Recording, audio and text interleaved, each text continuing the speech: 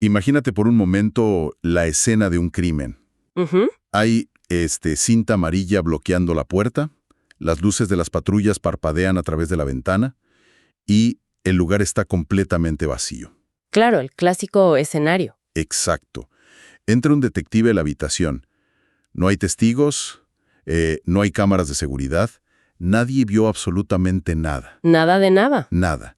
Sin embargo, con solo dar un vistazo a la pared del fondo, este detective saca su libreta y anota con total seguridad exactamente cuántos disparos se hicieron. Y sin haber estado ahí. Ese es el punto. ¿Cómo es posible que alguien sepa con tanta precisión, o sea, un dato matemático, sobre un evento dinámico si jamás lo presenció? Bueno, la respuesta está en la física del evento. El detective simplemente cuenta los agujeros de bala en la pared. Sí, O sea, el comportamiento de disparar el arma ya ocurrió, quedó en el pasado, pero interactuó con el entorno de una manera tan específica que pues dejó una marca innegable. una evidencia. Exacto, una evidencia física que sobrevive al paso del tiempo. Y esto nos lleva directo a lo que hacemos en análisis de conducta. Totalmente. Dejó un rastro. Y este misterio deductivo es de hecho el punto de partida perfecto para nuestra inmersión clínica de hoy. Así es. Bien, vamos a desempacar esto, porque el objetivo de este análisis profundo es dominar la ciencia detrás de la recolección de datos. Específicamente, nos vamos a meter de lleno en el punto C2 de la sexta edición del Task List del examen de BCBA. Un tema crucial. Crítico. Estamos hablando de la capacidad de distinguir entre medidas directas, medidas indirectas y medidas por productos de la conducta. Y mira, quiero hacer énfasis aquí. Esto no es solo un requisito académico para pasar un examen. En el análisis aplicado de la conducta, o ABA, la forma en que medimos determina la validez absoluta de todo el tratamiento. Claro, si mides mal, intervienes mal. Exactamente. La recolección de datos es el oxígeno de nuestra ciencia. Quienes buscan alcanzar una autoridad clínica innegable, ese nivel de excelencia que podríamos llamar el Harvard del ABA. Me encanta ese término. Sí, pues ellos necesitan decodificar estos conceptos. No basta con memorizar definiciones para marcar una casilla. Hay que entender la mecánica subyacente para tomar decisiones que literalmente cambian vidas todos los días. Bueno, para construir esa maestría, creo que tenemos que empezar por cuestionar nuestras propias herramientas. Vamos a establecer el panorama. Ajá. Si queremos medir un comportamiento, las fuentes nos indican que hay distintas rutas, y cada una tiene un nivel diferente de fricción con la realidad. Y la primera ruta es la que usamos todos los días en la vida social. La más común. Sí, pero que en la clínica presenta problemas fascinantes. Me refiero a la medición indirecta. A nivel técnico, esto abarca entrevistas estructuradas, cuestionarios, listas de verificación o, ya sabes, herramientas como la escala FAST. Así es. La característica definitoria de la medición indirecta es que no implica la observación de la conducta en el momento en que ocurre. O sea, el profesional depende del recuerdo subjetivo, de la estimación o de la interpretación de eventos pasados. Te lo cuentan, básicamente. Ajá, se obtiene la información a través de un intermediario. Puede ser un maestro, un cuidador, un padre de familia o incluso mediante el autorreporte del propio cliente. Pero espera, aquí es donde tengo que hacer una pausa y cuestionar la premisa. O sea, si sabemos por décadas de investigación psicológica que la memoria humana es, increíblemente fallible, Súper fallible. que está sujeta a sesgos, a la deseabilidad social, a la reconstrucción emocional, entonces, ¿por qué las guías clínicas y la literatura nos exigen usar evaluaciones indirectas? ¿No es eso, digamos, introducir datos contaminados en nuestra línea base desde el día 1? Esa es la paradoja central de la medición clínica. O sea, suena completamente contraintuitivo confiar en una memoria defectuosa cuando nos enorgullecemos de ser una ciencia objetiva. Sí, suena a que estamos adivinando. Pero lo fascinante aquí es que la evaluación indirecta no se usa para obtener datos definitivos. Se usa para lanzar una red amplia. A ver, explícame eso. Piensa en esto como la fase de descubrimiento. Cuando un caso inicia, el campo de posibles variables es infinito.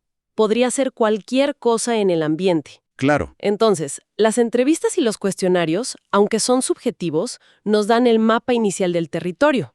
Nos indican, por ejemplo, en qué horarios deberíamos mirar, qué personas podrían estar involucradas y qué posibles estímulos antecedentes debemos investigar. Entiendo. Es como que nos dicen dónde empezar a escarbar. Exactamente. Te dan una brújula, no el destino final. Pero quiero profundizar en la falla mecánica de este método, porque es vital para entender su limitación. Pensemos, por ejemplo, en el sesgo de magnificación. Uy, clásico. Es muy común que en una entrevista, un cuidador que está exhausto te diga, no sé, tiene rabietas todo el día, no para ni un segundo. Todo el tiempo siempre llora. Sí, Sí, y obviamente si medimos eso literalmente, no son 24 horas ininterrumpidas. no, físicamente imposible. O sea, la persona no está mintiendo de forma maliciosa, simplemente su carga emocional altera su percepción del tiempo y la frecuencia. El impacto del comportamiento es tan alto para ellos que eclipsa por completo los periodos de calma en su memoria. Totalmente. El cerebro humano no funciona como una cámara de video. Funciona más bien como un editor de historias. Qué buena analogía. Sí, y tiende a recordar los picos emocionales y los finales de las experiencias, y omite la duración real. Y esto, mira, nos lleva a un error clínico enorme. Una trampa clásica tanto en la práctica real como en las preguntas de certificación. A ver, cuéntanos de esa trampa. Las fuentes son categóricas al respecto. Las evaluaciones indirectas nunca son suficientes por sí solas para confirmar la función de una conducta, ni tampoco para diseñar un plan de intervención. Nunca. Hay que poner eso en mayúsculas. En negritas y subrayado. Si en el examen ves que un BCDA basa todo su plan solo en una entrevista con los padres, la respuesta correcta es que eso es un error clínico. Ese es un punto de quiebre importantísimo. O sea, si un profesional hace esto y basa todo un plan de tratamiento exclusivamente en lo que arrojó un cuestionario, ¿cuál es el peligro real ya en la práctica, con un cliente real? El peligro es la negligencia clínica, francamente. Imagínate que el cuestionario sugiere que la agresión ocurre para escapar de una tarea. Escape. Ajá. Entonces, el plan podría incluir descansos frecuentes. Pero ¿qué pasa si la percepción del cuidador estaba sesgada? Y la conducta en la realidad empírica está mantenida por acceso a atención tangencial durante el intento de calmar la situación. ¡Wow! Estarías haciendo exactamente lo contrario de lo que debes hacer. Exacto. Al dar descansos y retirar la demanda, el profesional no solo fracasará en reducir la conducta, podría estar reforzando inadvertidamente un patrón completamente distinto y empeorando la situación gravemente. O sea, basar intervenciones en anécdotas en lugar de en observación empírica es básicamente abandonar el método científico. Abandonarlo por completo. Entonces, si no podemos confiar en el filtro de la memoria humana, y la evaluación indirecta solo nos sirve para, dibujar un boceto del problema, tenemos que eliminar al intermediario. ¿Así es? Tenemos que eliminar esa brecha de tiempo entre el comportamiento y la recolección de los datos. Y eso nos empuja directamente a la segunda gran categoría de nuestro desglose, la medición directa. Precisamente. Si la medición indirecta es escuchar la historia de lo que pasó, la medición directa es presenciar la física del comportamiento en tiempo real. Es como ver el partido de fútbol en vivo, en el estadio, mientras que la indirecta es escuchar a un fanático contarte el resumen al día siguiente. Esa comparación es perfecta. La medición directa trata de la observación continua de la conducta objetivo, ya sea en el ambiente natural o en un entorno clínico súper controlado. Aquí, el profesional registra los eventos exactamente en el mismo instante en que se desarrollan. No hay filtros de memoria, no hay estimaciones al día siguiente. Hay cero degradación de tiempo entre la ocurrencia y el registro. Bueno, quiero aterrizar esto con un escenario clínico bien detallado para quienes nos escuchan, porque aquí es donde la teoría se convierte en una práctica de alto rendimiento. A ver, pon el escenario. Imagínate a un técnico de conducta registrado, un RBT. Está trabajando en la implementación de un protocolo de reducción de agresión, bajo una supervisión clínica rigurosa, de esas que aplicamos con códigos CPT como el 97153. Claro, terapia adaptativa en vivo. Exacto. Durante la sesión, este RBT utiliza un registro continuo para la toma de datos ABC, documentando antecedentes, conductas y consecuencias. Este nivel de precisión exige que, en el mismísimo instante en que vuela un golpe, el técnico ya esté documentando el estímulo previo exacto. Y la mecánica de ese registro es lo que garantiza la validez de todo el tratamiento. El técnico anota el antecedente inmediato de forma 100% objetiva. Por ejemplo, se presentó el cuaderno de matemáticas sobre la mesa. Cero subjetividad. Cero. Luego anota la topografía exacta de la conducta sin usar lenguaje mentalista. Nada de estaba enojado o se frustró. Ah, claro, se frustró no es observable. Exacto. Anota algo como contacto contundente con el puño cerrado sobre el brazo derecho del terapeuta. Qué específico. Tiene que serlo. Y finalmente, la consecuencia inmediata. El terapeuta bloqueó el golpe y mantuvo la instrucción. Este nivel de recolección de datos, mira, permite aislar las verdaderas contingencias de 3 términos. Permite medir dimensiones reales, como la tasa, que es la frecuencia sobre el tiempo, o la duración. O la duración, o la latencia. Pero pongamos esto a prueba, porque quiero retar el concepto. Adelante. Si la medición directa requiere estar presente en el momento exacto, pues eso también tiene sus propios problemas logísticos y psicológicos. Porque, seamos realistas, el simple acto de observar a alguien cambia la forma en que esa persona se comporta. Totalmente. O sea, si alguien se sienta en la esquina de una habitación con una tabla de datos en la mano a observar cada movimiento de un estudiante, ese estudiante no va a actuar de manera natural. Se va a sentir vigilado. Exacto. ¿Cómo maneja la medición directa este fenómeno de reactividad? Esa es una excelente observación analítica. La reactividad es, de hecho, el fenómeno por el cual la presencia del observador altera temporalmente el comportamiento de la persona observada. Es un problema enorme. Es un desafío real de la medición directa. Sin embargo, las fuentes clínicas nos enseñan que la reactividad tiende a disminuir con el tiempo. O sea, se acostumbran. Ajá.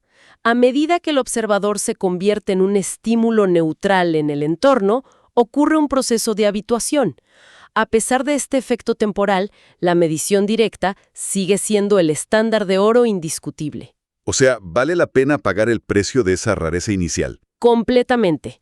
La ligera alteración inicial del comportamiento es un precio ínfimo a pagar a cambio de obtener datos 100% objetivos, libres de esas distorsiones masivas de la memoria que hablamos hace rato. Claro, es como tratar de observar partículas en física cuántica. O sea, el acto de observar afecta a lo observado. Exacto. Pero sigue siendo la única forma de obtener una medición confiable. Ahora bien, aquí es donde nuestra inversión se pone realmente interesante. Y donde entra el tercer concepto de nuestro análisis. ¿El producto permanente? Así es. Porque aunque la medición directa sea el estándar de oro, existe un límite humano que es infranqueable: el tiempo y la presencia física. No podemos estar en 2 lugares a la vez. Un analista de conducta no puede clonarse. No puede estar presente 24 horas al día, los 7 días de la semana. No es posible. Vivir en la casa del cliente. Ni legal ni éticamente, claro. Tampoco puedes estar parado detrás de un empleado en una corporación durante todo su turno de 8 horas, sin destruir la rentabilidad del negocio. Entonces, cuando la observación en tiempo real es logísticamente imposible, ¿qué hacemos? Aquí es donde volvemos a la habitación vacía de la que hablaste al principio. Y al detective contando los agujeros de bala. Ah, todo se conecta.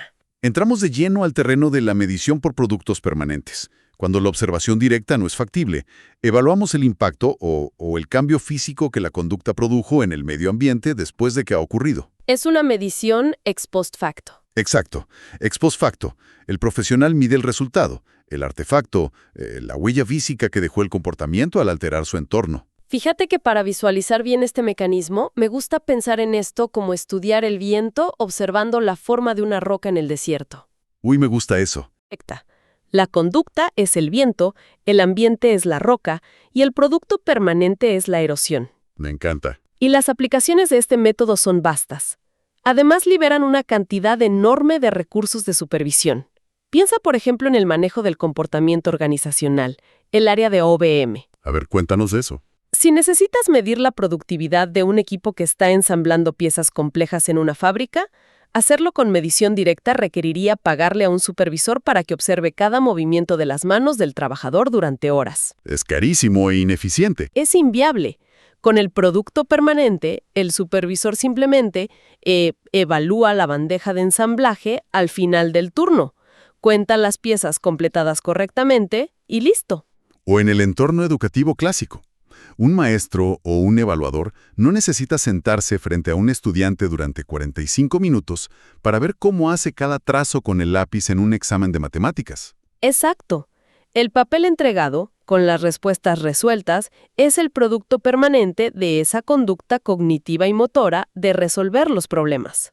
O sea, revisar ese papel te permite recolectar los datos de manera precisa y en un momento que sea más conveniente para el profesional. Y no solo eso, facilita muchísimo calcular la fiabilidad entre observadores, el famoso IOA, porque ese mismo examen físico puede ser revisado por 3 analistas distintos, días después, asegurando que todos obtengan la misma medida. Claro, los datos están congelados en el tiempo. Las ventajas operativas son enormes.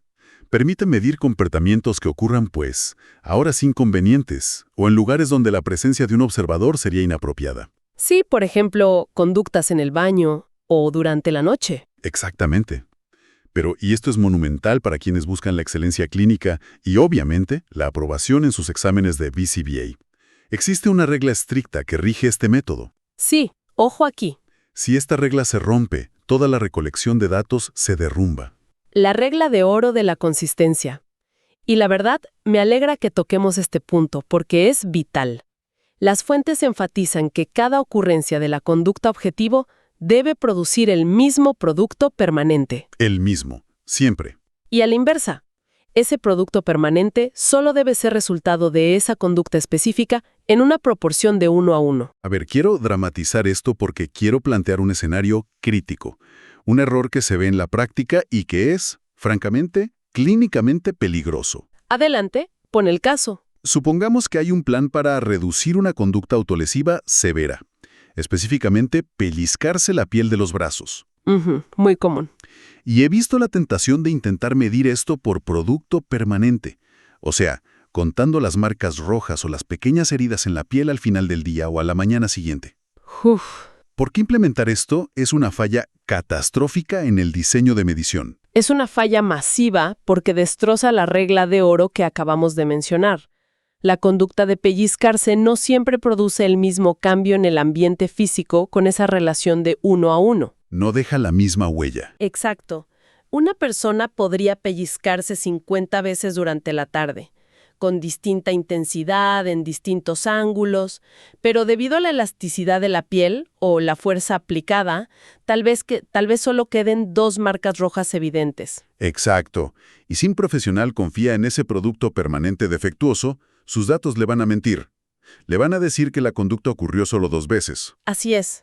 Y digamos que si la semana anterior la persona se pellizcó 10 veces y dejó 10 marcas, entonces ahora la gráfica mostrará una tendencia descendente masiva. Va a parecer que el tratamiento es un éxito. Exacto. El analista podría decirle a los padres o al equipo médico, oigan, la intervención es un éxito rotundo, la conducta va bajando. Pero la realidad física, o sea, en el mundo real, el cliente se pellizcó 50 veces y está sufriendo un pico grave de autolesión. Es escalofriante pensarlo. Los datos no solo son inválidos en ese caso, son activamente engañosos y ponen en riesgo directo el bienestar del individuo. Por eso, escúchenme bien, si el comportamiento no deja un rastro consistente el 100% de las veces, el producto permanente queda totalmente descartado. Es un análisis brillante de las consecuencias éticas de una mala medición. Otro ejemplo de esta misma regla, invertida. A ver. Intentar medir el cumplimiento de tirar la basura, observando si el bote en la cocina está vacío. Ah, sí. El bote vacío es un producto permanente, claro. Pero, ¿fue el cliente quien sacó la basura? ¿O fue su compañero de cuarto o su mamá? Exacto. El producto existe, pero no fue generado exclusivamente por la conducta de la persona que estamos midiendo. Nuevamente, los datos pierden toda su validez. Ahora, quiero lanzar una pregunta que surge muchísimo cuando se discute este tema de, digamos, evadir la presencia física. Si el problema de la medición directa es que requiere demasiado tiempo del personal, y el problema del producto permanente tradicional es que no todas las conductas dejan esa huella física constante. Sí, el ratio 1 a 1. Exacto. Entonces, ¿por qué no simplemente instalamos cámaras de video en todas partes? Ah, el famoso recurso del video. Digo, el video graba la conducta en su totalidad, y luego el analista, muy cómodo, revise el material ex post facto. No es una grabación de video el producto permanente definitivo y perfecto. Esa es una de las trampas conceptuales más profundas en la ciencia de la medición. Una grabación de audio o de video es lo que la literatura denomina un producto permanente artificial. Artificial. Ok. Sí. A diferencia del examen de matemáticas, que es el resultado natural de estudiar o de escribir, la cámara es un elemento ajeno, introducido mecánicamente en el entorno.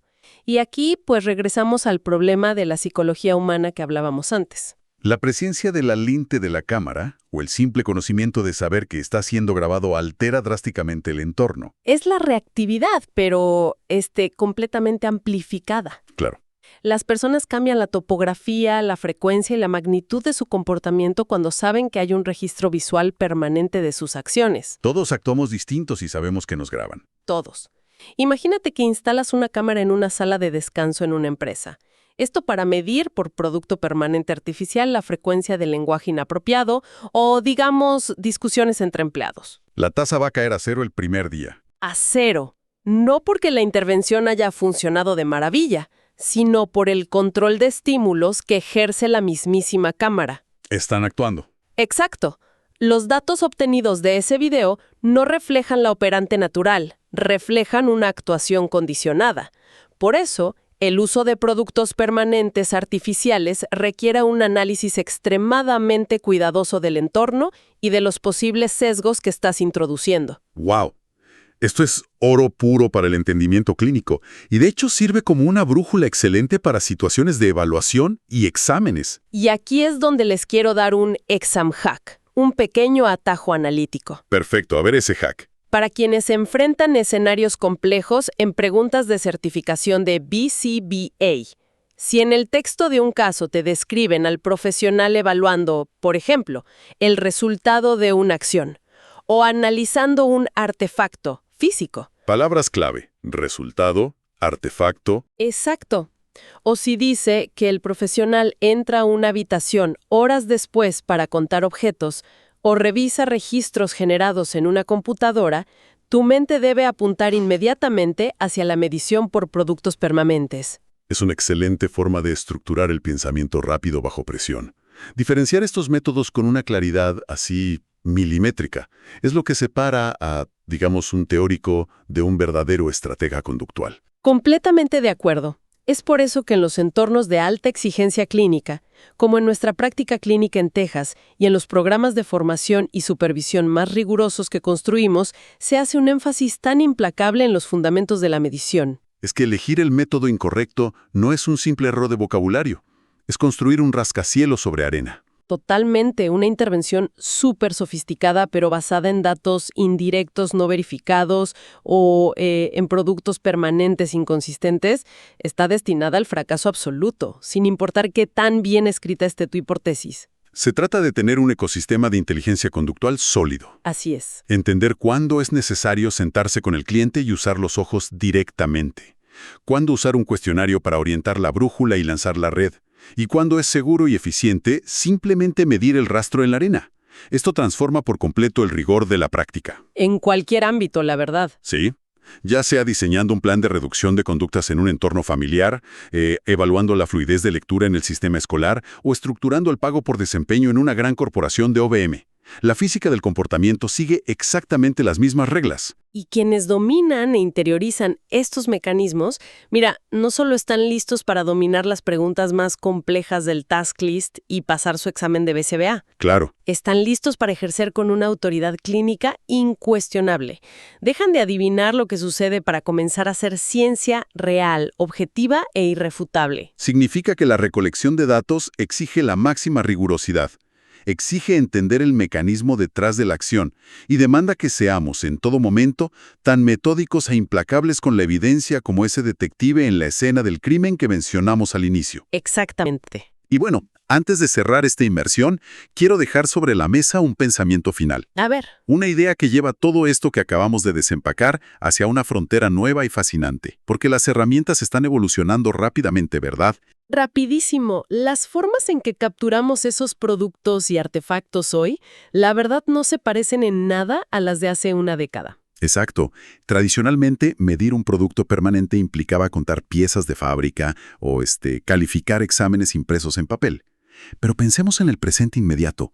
Millones de personas llevan relojes inteligentes, los smartwatches, las 24 horas del día. Sí, todo el tiempo midiendo. Hay algoritmos analizando la velocidad a la que tecleamos en nuestros teléfonos, evaluando los microcambios en nuestro tono de voz durante las reuniones virtuales de Zoom, registrando las fluctuaciones exactas de nuestra frecuencia cardíaca en relación con nuestra ubicación del GPS. Es increíble. Estos sistemas están generando productos permanentes, masivos, ininterrumpidos y altamente precisos de nuestras conductas fisiológicas y sociales más sutiles. Es una recolección ex post facto automatizada a una escala que los pioneros de la medición conductual, no habrían podido ni siquiera imaginar.